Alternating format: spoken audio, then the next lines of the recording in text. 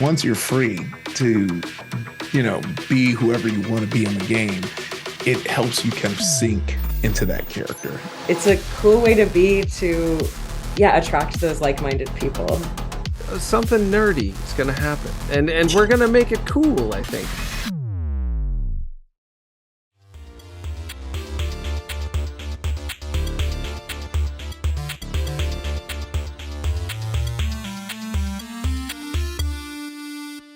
Hello, everyone, and welcome back to another episode. I know it's been a little while since I've done one of these, but I, found a story that really grabbed me, and I had to go with it. But I have Tom and Lindsey here on the show with me, who have been contestants on the floor. Tom, as of the recording of this, has unfortunately been eliminated, which was a very sad day for me. But Lindsey's still in the game.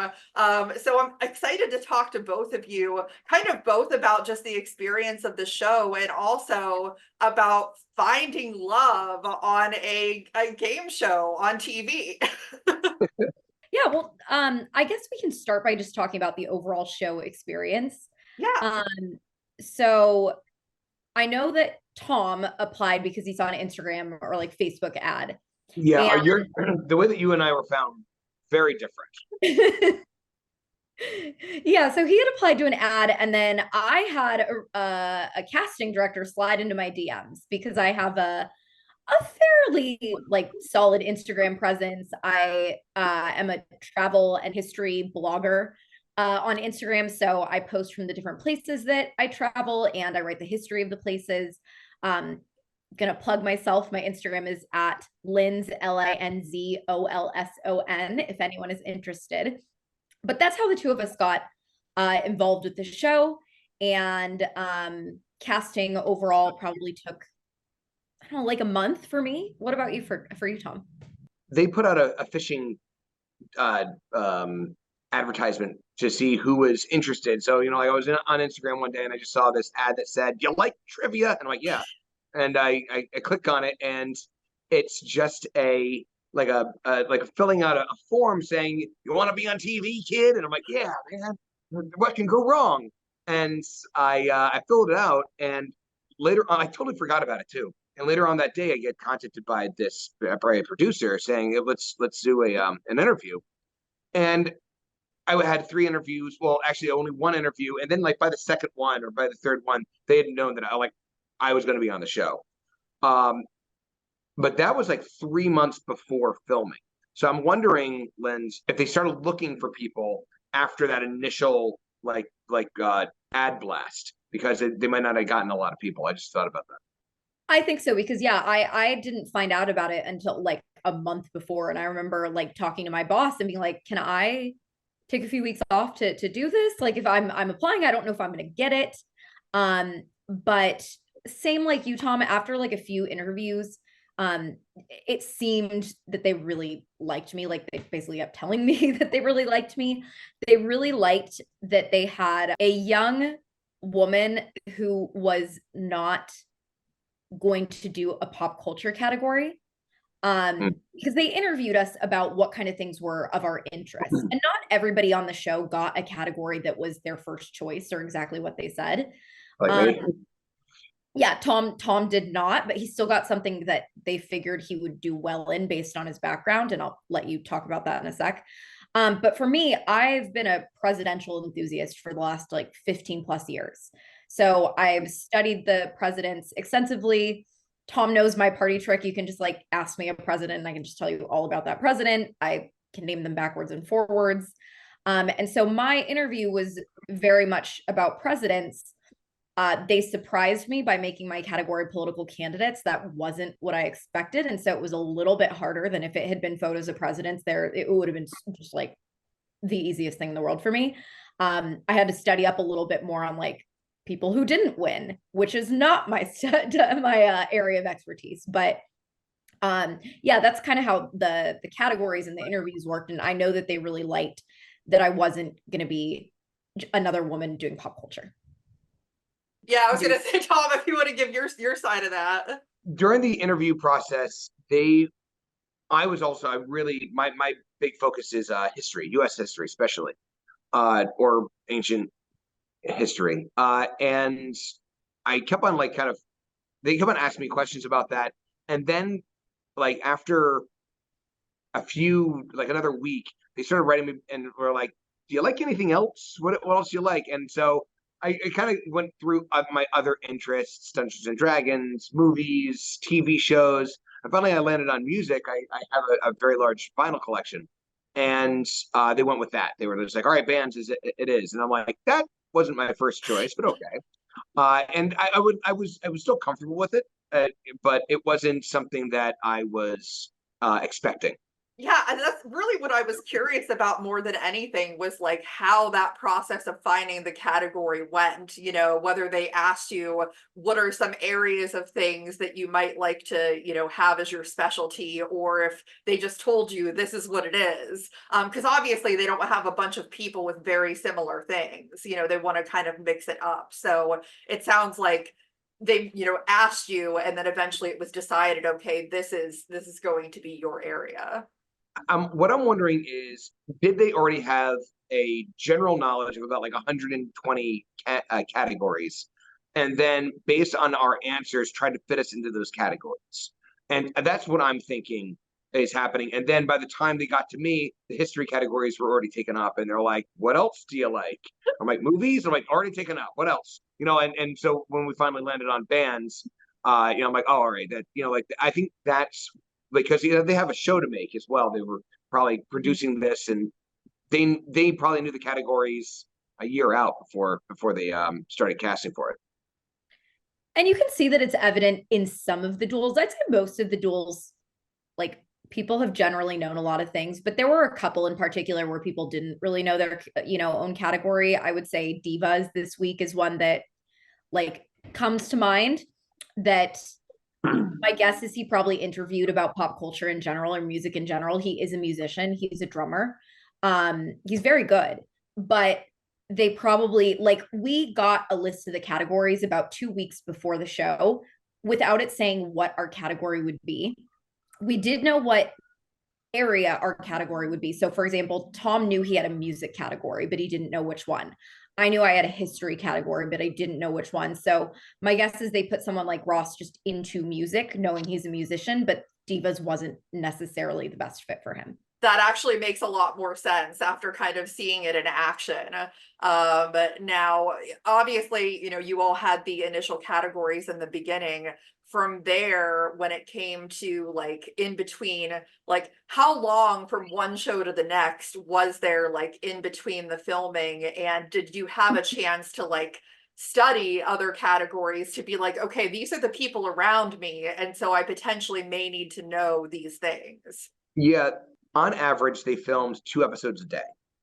The first day they were working out all the kinks of trying to, get a TV show that nobody had ever done before there underway. So they did only 1 episode, and then the third day I believe they did 3 episodes, which must have been grueling. I wasn't there, and during that first night, after we had all kind of like seen what this show was going to be about, that's when we all started hitting the books and were able to study the way that like the show was set up, because they were very much kind of hush hush about the rules. We didn't know what the rules were going in, but we hadn't really seen gameplay the way that on that level. So I went back, I started studying up bands and what they looked like and names of bands. I had no idea it was going to be computer generated images of the bands, but it was all part of the game and the surprise. And I know that a lot of people, like I started studying the categories around me because I don't know, I had a very strong feeling I was going to get picked that second day. I didn't know it for sure, but I kind of like in the back of my head, I'm like, I'm not going to be here. And I had a feeling I wasn't going to play for a while. Like I only studied bugs that first night because I thought the likelihood of me playing was really low. And like, if I did, maybe it would be bugs, which was the only, like the one next to me.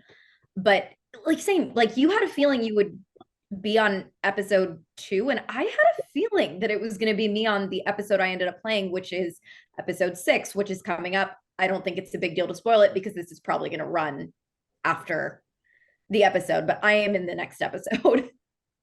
And like also with that randomizer, it was random. We didn't know where it was going to land. So when it landed on me, I've been like, I knew it was. That's actually why, if you see me, I'm just like, I knew it. I just felt it in my bones. And I mean, once you did get picked, was it like one of those gut feelings, like when you went back down to the floor and it's like, okay, people are going to continue trying to challenge me because I have this space. And I mean, it's advantageous for people to do that. You know, you might as well. Yes.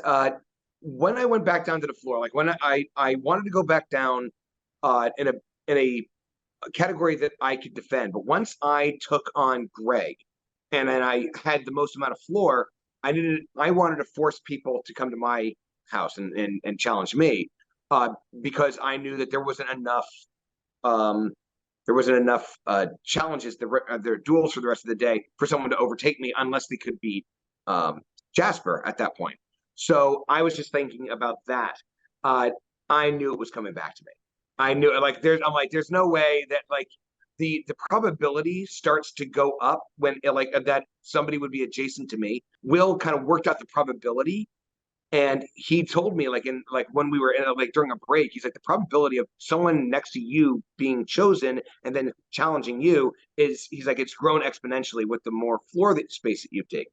So like the fact that I had like the first big chunk of floor made me the biggest target, and I just knew it was going to happen again.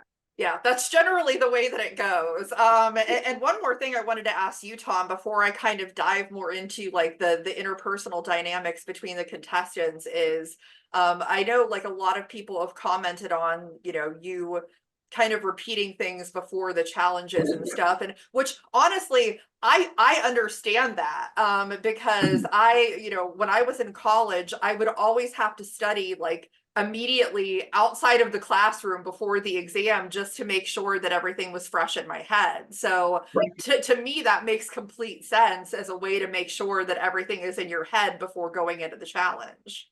Yeah. So two things about that. I had crammed, like, you know, you cram that knowledge. So we're obviously we're not allowed to have our phones on the floor. So I'm just like constantly saying these things in my head, like the bug names, cereal brands, band names, science fiction characters. And when I would go up there, like when we noticed, or when I noticed when people were playing, I'm like, there are people who know what the image is, and they are saying, and then the word that the answer, and I'm like, you just lost another second. You lost 2 seconds. This is all like about like a war of attrition here, about like who can save the most amount of time, who can speak quickly. And so I'm like, if I have that knowledge in my brain already, I can speak faster than the time the clock is counting. And that's why I was like saying the words in front of me. That being said, I finally achieved a bucket list item that I didn't even know was on the list. I am part of a TV conspiracy. There is an article, I'll send this to you afterwards. There's an article written by some very out there, or someone who was bored one day, that found a tweet saying, does Tom know the category like answers beforehand? He's saying all the answers. And I'm like, no, I just crammed it and I know what kind of images they show. So I was just repeating those images to myself before the match started. But this person was convinced that I already knew the answers.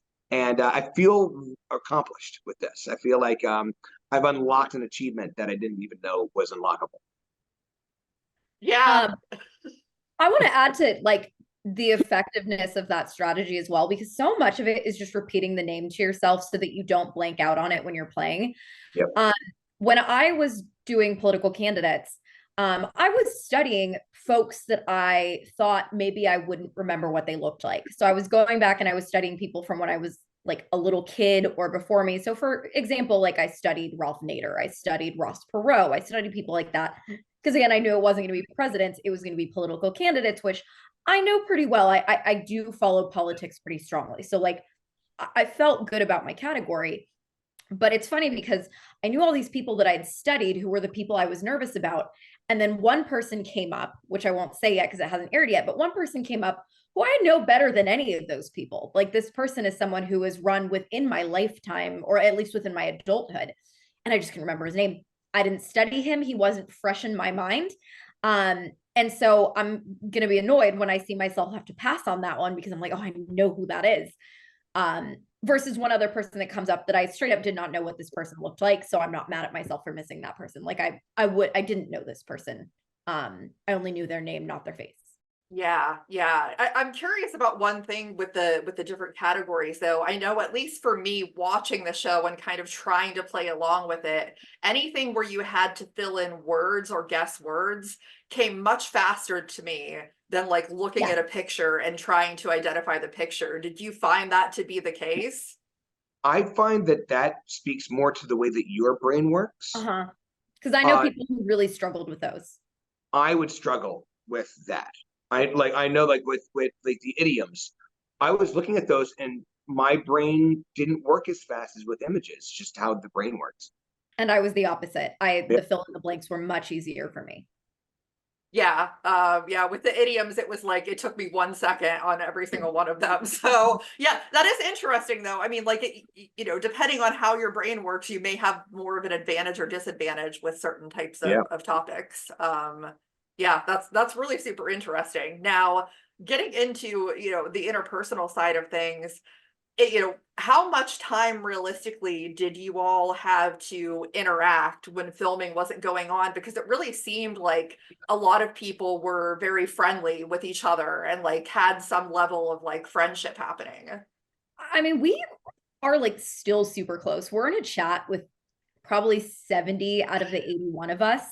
And this chat is literally like buzzing all day, every day. Like people are talking in our WhatsApp group. The only people who aren't in it is probably people from the earlier episodes that like just didn't make it onto it and we couldn't track them down.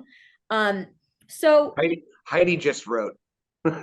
yeah, like exactly. Like our chat is like blowing up right now.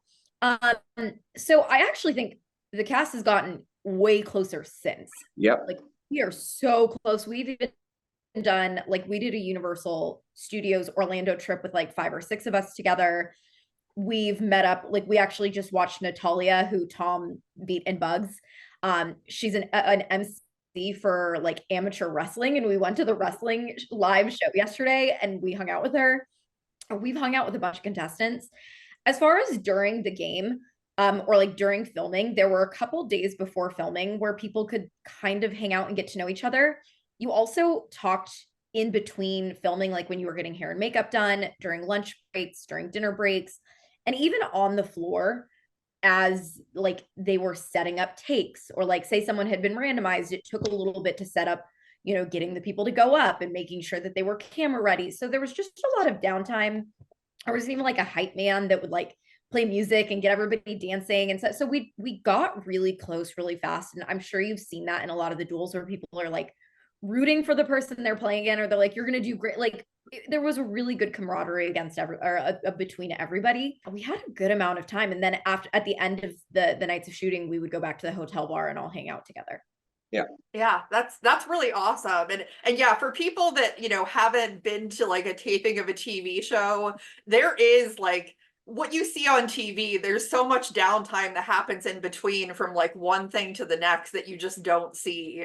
So I was curious to, you know, see how much of that there was on that end. Now, as far as the two of you, you know, for those, you know, those that haven't seen your TikTok video, Lindsey, may not know the whole story, but I mean, was there a lot of interaction up until the point where you really had like kind of that conversation at the bar, or was it just a lot of like, hey, that person's attractive, you know? Do you want to start, Tom? Do you want to do this one? She completely ignored me. I did not. She rebuffed my advances. Continuously. No, I'm kidding. When you're on the floor, you're first of all exhausted. You're standing the entire time. You get very minimum amount of breaks. Obviously, love is not on your mind. And I mean, like clearly there's an attraction here between me and Lindsey. I'm sorry that's news to you, Lindsey. I'm attracted to you slightly. Really? Yes, really. And you know, like I I mean, like, I immediately was attracted to her. And the hype man that would be in between the takes, he'd come out and he would do some jokes for the audience to keep them going, and he would do some of his material, and then he would also play music, and we were all dancing at one point, and I wanted to dance with Lindsey, and from what I found out later, Lindsey doesn't really dance I'm a well. terrible dancer. And so when I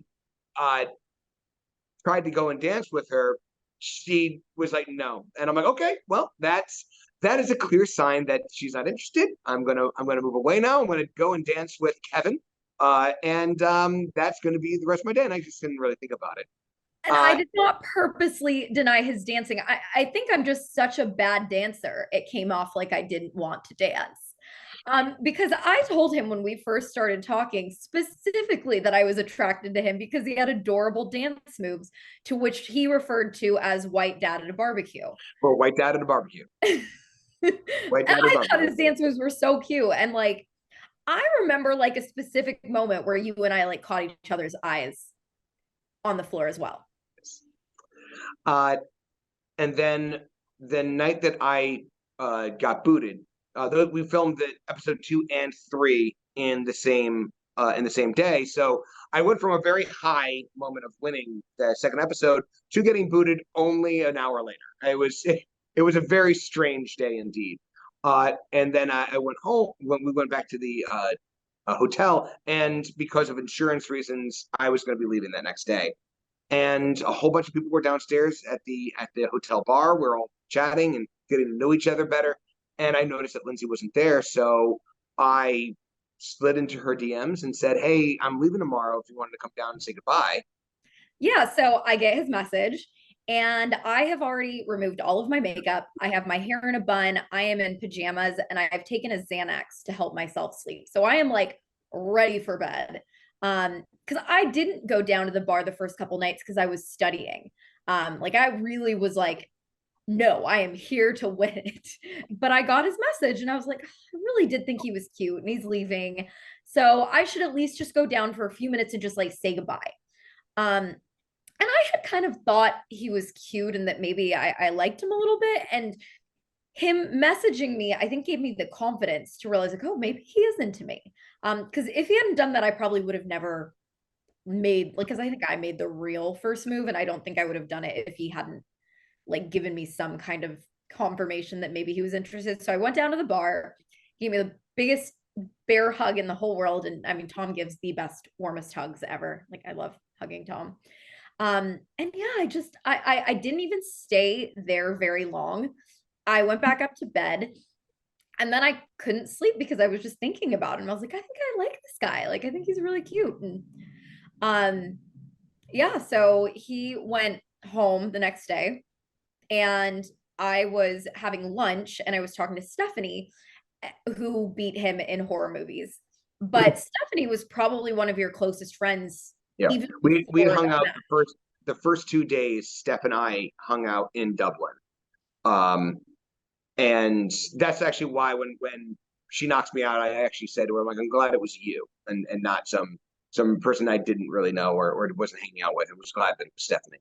Yeah. So, and Stephanie and I kind of had a tendency to get close to whoever was in that square next to me. Like being in the corner, like that block kind of shifted a few times, and I got close with every person that was in the block. So Stephanie and I got quite close, and I had said to her while we were eating, you know, I think I might have had a little crush on Tom. And I said it to her because I knew she was friends with Tom, and I was hoping to maybe hear something. And she was like, that's funny, because he said that you were really cute and he kind of liked you. And then I was like, you know what? This would be really good on TV. Maybe we should do this again. So we go to... Is that all I am to you? Airtime? Hey, baby, we're on a podcast together. I know. I masterminded this. Yes, you did. You masterminded it. Like a Taylor Swift song. I've made him into a Swiftie. So is his sister. So it's not just me, but you can't really not be a Swiftie with me and your sister. Yeah. But anyway, so yeah, so I was like, let's do this again. So Stephanie and I have the conversation again as we're filming. So far, they have not aired any of it. I'm a little disappointed, but I just don't think they have the time. The duels actually take up pretty much the whole show. So, but we did film a number of conversations about Tom on the floor. And so we did the same thing again. I said, I think I had a little crush on Tom. And she goes, oh my God, like he liked you too. And so then I decided to shoot my shot. And I messaged Tom and I said, so I may or may not have admitted to having a crush on you on national television. To which he responds, that's ridiculous. And I just thought I thought she was joking. And I'm like, you just continue with this fake crush, and that's fine. And she told me that it wasn't fake, and I still don't really believe her. Still think that this is not real, but I guess I'm getting used to it. She's starting he to thought it was fake for like a full day. Like it was like, because after I told him I liked him, we talked for like the next day or so. It was like a full day before he's like, yeah, if you want to like lean into your fake crush. And I was like, no, it's a real crush. Like I really like you. Yes. So yeah, and he was great because like for the remainder of the time that I was there, which I cannot speak to how much longer I'm on the show, but for the remainder of the time that I was there, Tom was really supportive. He was just really amping me up. He's like, you're gonna win. And like he just made me feel really good, and we connected really quickly. And so yeah, I mean, I think we knew by the time that I was like flying home that like we were going to meet up and that we were going to go out. But unfortunately, and this is I don't know if this is like something Fox wants shared, but we all got COVID like after filming.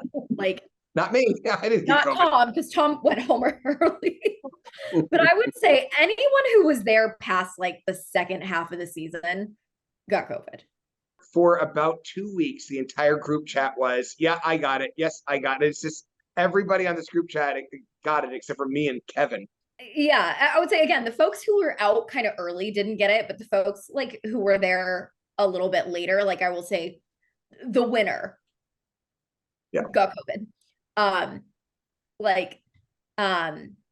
Which may or may not be me. We'll leave everybody in suspense with that. The winner got COVID, so did Baby, NDA. Well, I know I'm not saying who the winner is, and say that's why it could may or may not be. It's not. It is. Just kidding. No. Suspense. No, but anyways, like everybody got COVID, and so Tom and I wanted to hang out. We couldn't because I had COVID. And this was my first time having COVID. I thought I was invincible. I had gone 3 like half years without having COVID. I thought I was like one of the special. No, it got me. But then I had a summer vacation with my mom planned in Albania. We were gone for, I think two weeks or so. Yeah, or like we were gone for a while. Yeah, we were gone for a good while. And then while I was on this trip, then Tom went on a trip, and you could talk about your trip. So I am a tour guide. That is a true thing on that show. And part of my tour guide-ness is I do multi-day tours, and I do cross-country tours as well as tours in Philadelphia. So I was on a 3-week-long camping trip with a number of 18-year-old to 23-year-old. I mean, like technically they're adults, but they're children who all find brand new ways to try and die every day. But we did a camping trip across the country, and it was a blast. And so I'm actually going to do that again this year, which is nice, along with some other really cool multi-day tours that I'm looking forward to. So once she got done with her trip, I was still on my trip. It was a pretty long time, and then of course you had to go to Arizona. So yeah, so unfortunately, which is really sad because I really wanted him to watch, but my father passed away in September. So Tom and I actually had our first date planned for the weekend that my father ended up passing away. So and we talked every single day from the show, like every single day that we were both on our trips, we were sending each other little like voice, notes and video messages and texting. And it was just very clear that it was going to be a real thing. And then like we were supposed to have our first date, and I had to fly home to Arizona because my father ended up in the hospital and my father didn't make it. Which has been really sad because I would have really liked for my dad to meet Tom. Like I was very close with my father, and I think he would have really liked Tom. We have met each other's families, and I love Tom's family. And my mom loved Tom. But anyways, Tom was so supportive throughout that whole thing. Like we hadn't even gone on a date yet, and I was calling him crying, like, you know, while my dad was going through everything. And it was just, yeah, it was just very different than any relationship that I'd had before. And you can probably tell that like we also have so much in common. Like we both like history, we both like travel, we both like, we just have a lot of similar interests. So finally it was September 22nd, which we consider our anniversary, that I finally made it out to Philadelphia. I flew straight from Arizona, maybe like a week and a half after my father passed, and we went on our first date, and it was wonderful. It was like the best first date that I've ever been on. And I tell him if you want to elaborate. Well, we you ended up staying. You ended up staying for 6 days, and that was nice. That was nice. We left it open ended. It was like, just stay, and if we don't get along, you can go back to New York, because we live in different cities. I live in New York City. He lives in Philly, and it was just like, yeah, go home if we don't get along. But no, I stayed for 6 days.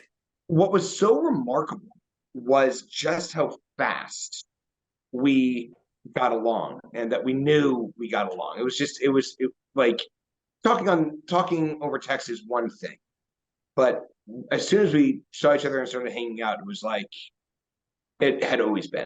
We've only been dating technically for like 4 months, but it feels Longer. like I've known you for a lifetime.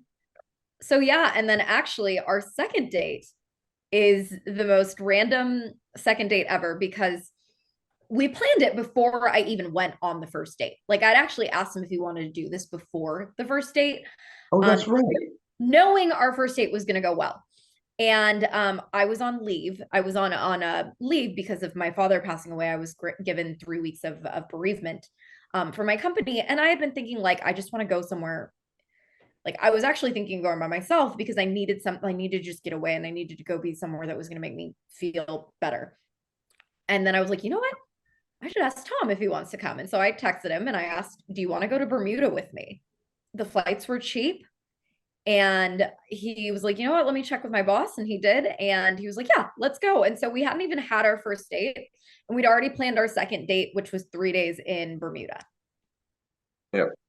I love that. Yeah, I mean, it's just, you know, I think because of the way that like you described it, even just like seeing everything in the TikTok, it's one of those like, when you know, you know. And I think it really seemed for both of you like that was the case. I mean, to go through all of that and not see each other for that period of time and like have it work out so well is pretty amazing. Yeah, I mean, I said it in my TikTok. It's the best relationship I've ever been in. Same. And I would, next, I mean, like she was just here this past weekend, and when we went to see Natalia and her wrestling match, and now we're going to another trip out to India, Cambodia, and Thailand for the next month. Well, that sounds very exciting. It is very exciting. It's three bucket list countries on my list. Yeah. And like the really interesting thing is that, you know, I find that I'm pretty good at picking out like people who could be good together. But granted, at this point, Lindsey, we haven't really seen a lot of you on the show. Just, you know, kind of in shots here and there and stuff like that. But when I saw, you know, not knowing the fact that you both love history so much, seeing your categories, political candidates, and then Tom, you know, you seem kind of like this nerdy D&D guy who likes sci-fi and horror movies. I wouldn't have initially said, yeah, I think those two are going to hit it off. But it sounds like you have a lot more in common than the show, at least up to this point, would demonstrate.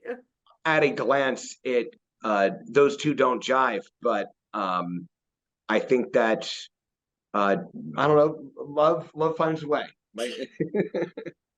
Well, and I think we both actually know a lot more about each other's categories as well. Like Tom is very politically astute. We talk about politics all the time, and we are fortunately politically aligned, which is a big thing I think in relationships these days. Yes. And then I grew up musical as well. Like I grew up playing multiple musical instruments. I played the drums in bands myself, and I was really, really into the music scene when I was younger. So I grew up on a lot of bands as well. And he definitely is, I would say, like more into like bands than I am, but like it's yeah, I know a fair amount myself, and Your musical knowledge is impressive, very impressive. So don't sell yourself short. yeah. So I think when we just speak of the categories, we actually both know a lot about each other's categories. But again, we're both really big history lovers. We love traveling. And I think our personalities also are really complementary of each other. Like we both see the world, we're both optimists. We're both pretty easygoing. You know, yesterday we went to the wrestling thing and I said to him, I was like, I love that you and I both are just willing to go do anything. Like we wouldn't say no to anything. We wouldn't be like, no, that's not my thing. Like we are really open-minded people who like to just enjoy things. Yeah. Yeah, I think it's a great attitude to have. I think me and my boyfriend are kind of the same way. And in some ways, I think that that's what like drew me to the story in the first place is like, it's just when you see two people who just get along so well, I think that's a really great thing. And I think it's rare in relationships today. So Before Tom, I really, really didn't think that there was like, there could be what I have with Tom. Oh, baby. Makes me blush. Christine, what yes. drew you to the show? So that is a great question. And I love when people ask me questions on my podcast. It rarely happens, but I love it when they do. Personally, I have always been just generally like, I am a lover of knowledge. If I could go to college for free, I would probably just always go to college. So as much as I can learn, I want to learn. And so whenever I see a show about trivia, I'm naturally drawn to that because not only do I feel like I have like a good breadth of knowledge that I can probably get quite a bit right in a lot of these categories, but if I didn't already know something, then I'm learning something new. So it's kind of really twofold for me. And I think that's like, honestly, I think this is a really great format for a show. I think it makes trivia interesting instead of just standing like three people behind a podium and saying, whoever knows the answer first, buzz in. It's a very unique way of doing this. I really liked it with the show. It also had the same people the whole time, so you can Yeah. get more invested in people. I was gonna say, Christine, you should apply for the next season if they greenlight it for another season, and you should go for it. I mean, maybe we'll have to see. That actually leads to a question that I have, though. I mean, in general, in both of your experiences, what's the biggest advice that you would give for people who would want to be on a show like this, like to prepare, to know what to expect, and all of that? For me, during the interview process, so because my process was slightly different from Lindsey's, they went after Lindsey, and it was pretty clear from the start that they wanted her on the show. Whereas someone like me, where they're just like much more of a wild card, where they're like, what are we getting with this guy? It's you have to present yourself as someone you'd want to see on TV.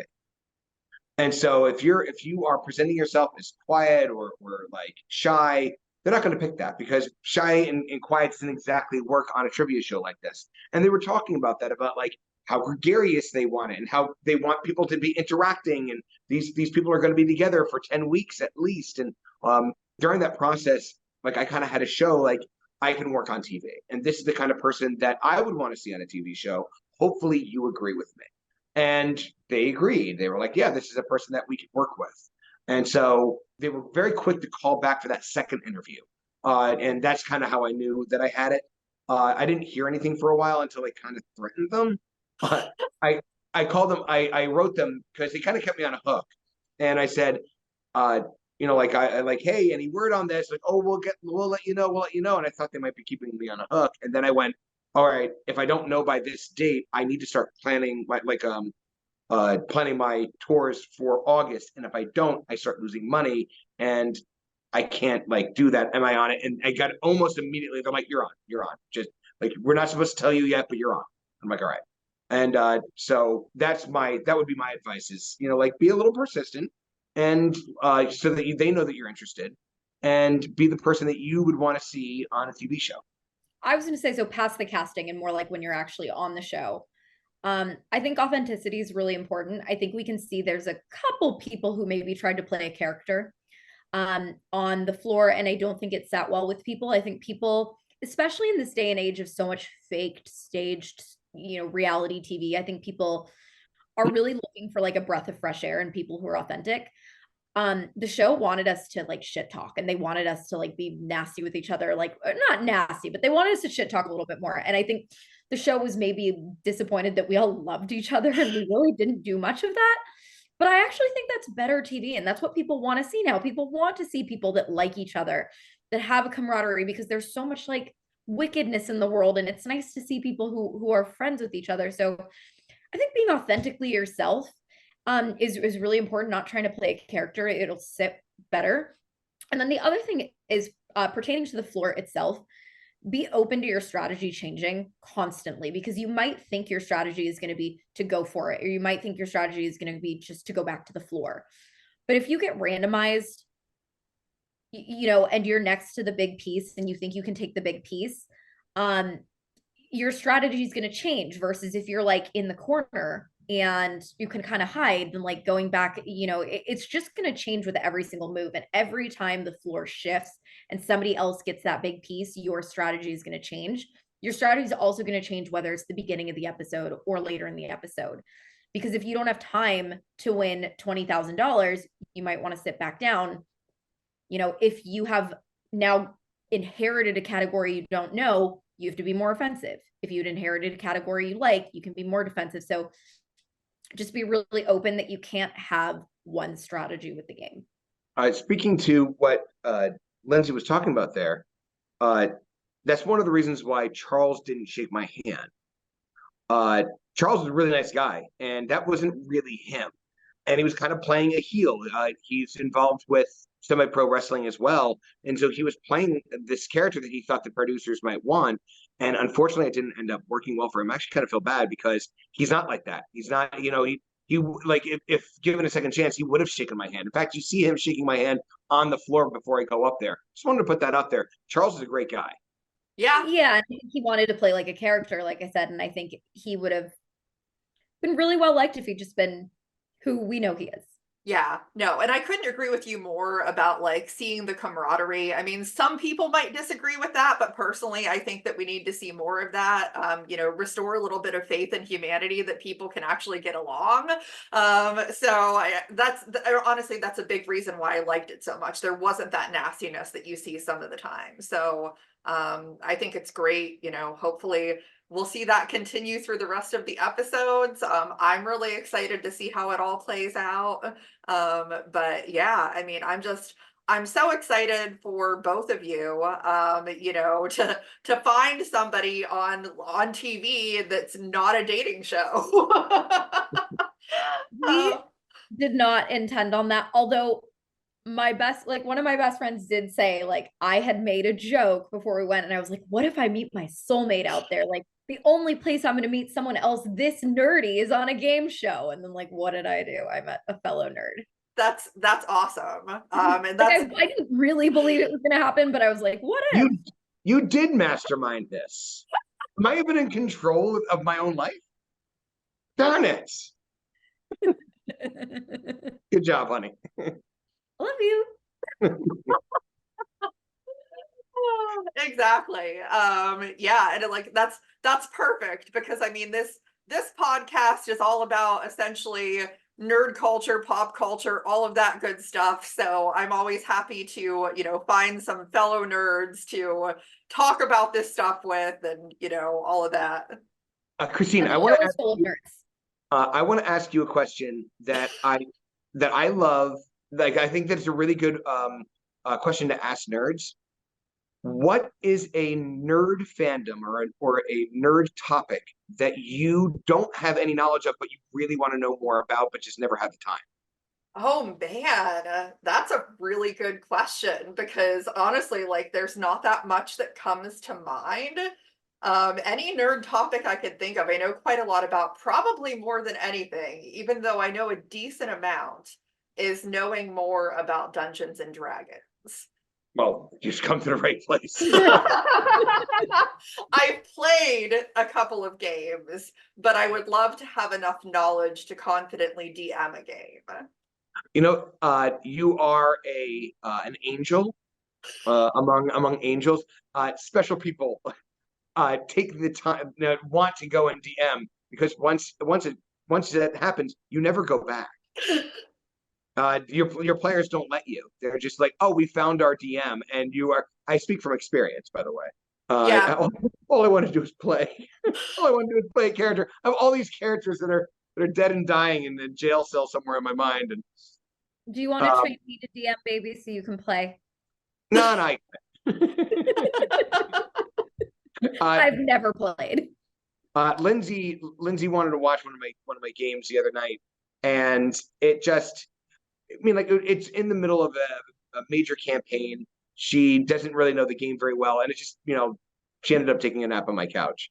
I know that she's interested. It's just that that was not exactly the way to. That's not the way to be introduced to the game. The way to be introduced to the game is someone saying, "Here's your character, go," and then telling you the rules as you go along. Well, like dropping you into the deep end. It's the best way to learn. For me, well, the best way to get interested and to somewhat learn is I would always highly recommend watching the playthroughs either on Dimension 20 or Critical Role, because those are very entertaining, great storytellers. And I mean, that's really what got me into it, I think, more than anything, and what, made me want to actually get more involved in it. So he'll get you into it, Lindsey. Don't worry about it. Well, I had never seen Star Wars until Tom, and now we've watched a bunch of them.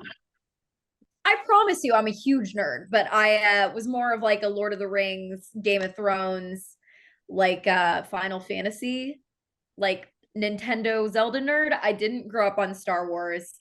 I didn't grow up on Dungeons and Dragons. And then of course my nerdiest hobby is like my president stuff, which, like, if I were to walk you through my apartment, it's literally full of like presidential like memorabilia and like collectibles. Like I literally have, back there is Gerald Ford's tie with a signed letter. So I've got my nerdiness. It's just not the same. No, totally fair. Completely 100% fair.